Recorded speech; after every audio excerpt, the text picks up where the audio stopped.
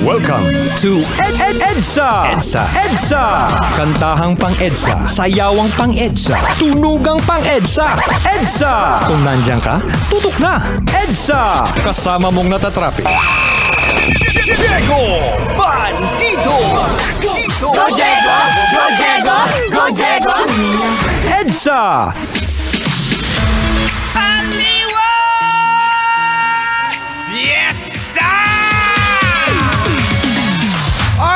Bisyo, oras natin sa buong kapuluan.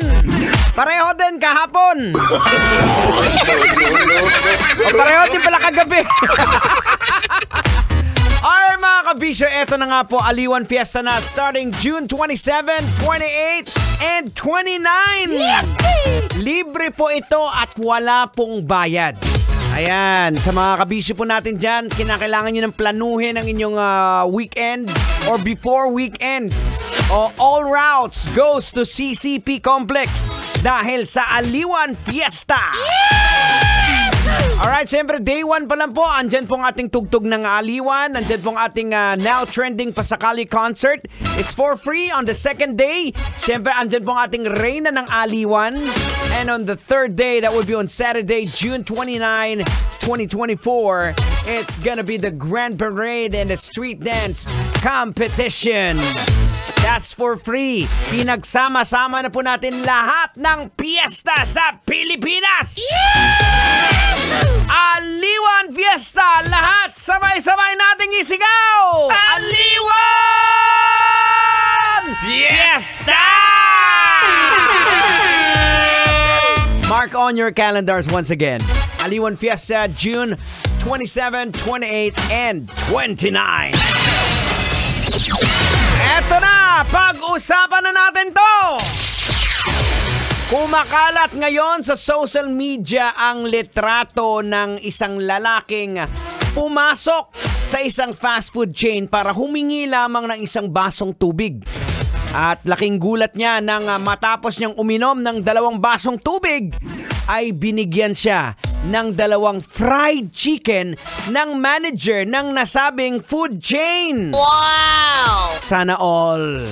Nakita po ito ng isang customer na ng nasabing fast food chain at na-touch sa nasaksihang kindness na ipinakita.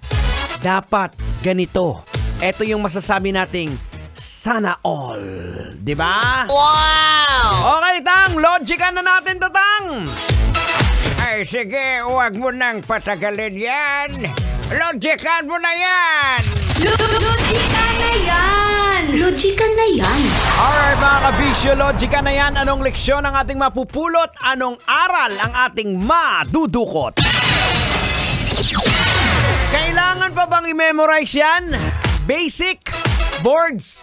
Dapat ito po yung basic na ginagawa natin. Ang tumulong sa mga nangangailangan ng tulong. Na dapat walang kapalit po mga kabisyo ang pagtulong ha. Ang nangyayari po ngayon, tutulong lang yung iba, lalo na may mga brands, di ba? Mga influencer. Dahil alam nilang may kapalit silang makukuha. Oh no! Di ba? Dahil may expose din po sila. Example ko na lang uli si Diwata. Di ba? Ang daming nakiangka sa trend. Hindi para tumulong talaga, kundi para makinabang. Di ba? Hindi yan ang tamang pagtulong mga kabisyo. Even the Bible says. Let me share with you a Bible verse from Matthew 6, verse 3-4. Ang sinasabi po ng Biblia, but when you give to someone in need, don't let your left hand know what your right hand is doing. Give your gifts in private, and your Father who sees everything will reward you. Diba? Ganun ang tamang pagtulong eh. Hindi mo kinakailangang pinangalandakan. Hindi mo kinakailangang i-vlog. Oh no! Now, logican po natin mga kabisyo. Maaari pong binigyan ng manager ng food chain ng fried chicken, yung lalaking humingi lamang ng tubig dahil sa malasakit at awa. Empathy. Pagpapakita ng kabutihan ng loob. O pwede ding para sa positibong publicity. And ang pagtugon po ang pagtugon po sa pangangailangan, syempre personal na paniniwala na ang pagtulong sa kapwa ay dapat gawin. O di kaya naranasan niya rin din po dati na magutom kaya alam niya ang pakiramdam ng taong nagugutom. pero hindi rin po tamang ginagawa ng kakilala mo, di ba? Dahil naawa sa kapitbahay, ibinigay yung ulam doon.